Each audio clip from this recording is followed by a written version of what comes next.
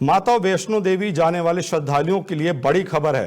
दरअसल श्री माता वैष्णो देवी यात्रा जो 26 अगस्त से अस्थायी रूप से रोक दी गई थी, वो अब 14 सितंबर को फिर से शुरू होने जा रही है। श्राइन बोर्ड ने शुक्रवार को बताया कि भारी बारिश, भूस्खलन की वजह से यात्रा को रोका गया था ताकि लोगों की सुरक्षा से कोई समझौता ना हो।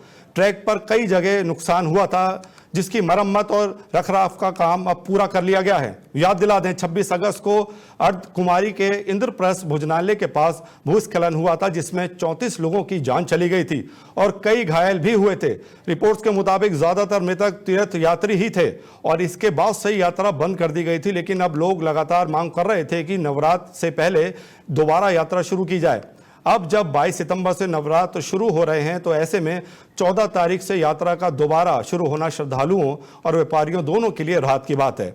श्राइन बोर्ड ने यह भी कहा है कि अगर मौसम फिर से बिगड़ता है तो हालात को देखकर आगे का फैसला लिया जाएगा। साथ ही श्राइन बोर्ड ने श्रद्धालुओं से अपील की है कि यात्रा पर निकलने से पहले मौसम की स्थिति और ताज़ा एडवाइजरी जरूर चेक कर लें। वहीं उपराज्यपाल मनोज सिन्हा ने 26 अगस्त की घटना की जांच के लिए 3 सदस्यीय उच्च स्तरीय समिति बनाई है, जो 2 हफ्ते में रिपोर्ट सौंपेगी।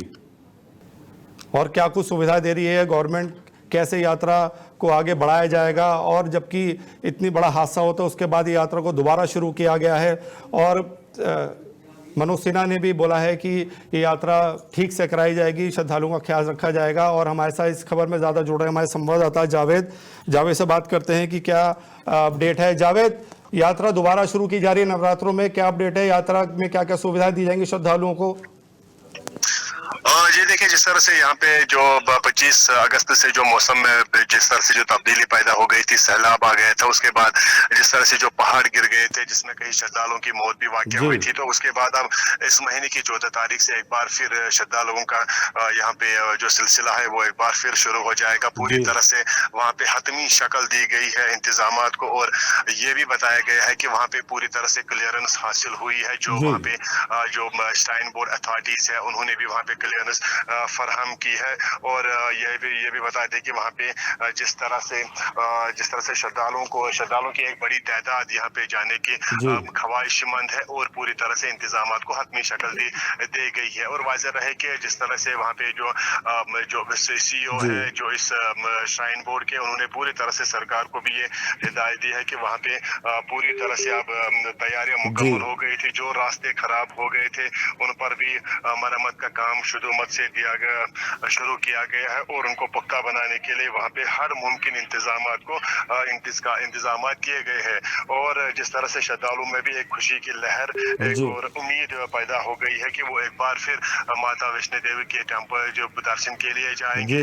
और साथ ही साथ जहाँ पे भी फ्लड के दौरान वहाँ पे तबाही हुई थी, वो पूरी तरह से वो ढांचे को एक बार फिर काबिल आमद रफ्त के लिए बनाया गया है। जी जावेद, आपसे एक बात और जानना चाहूंगा, आईएमडी के आगे क्या दिशा निर्देश हैं?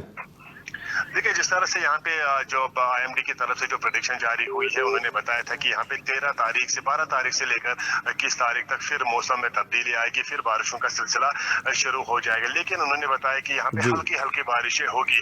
जिस कदर यहाँ पे 25 तारीख को बारिश हुई थी, उस अंदाज में यहाँ पे न बाढ़ आ सकती है, न ज्यादा बारिशें हो सकती है।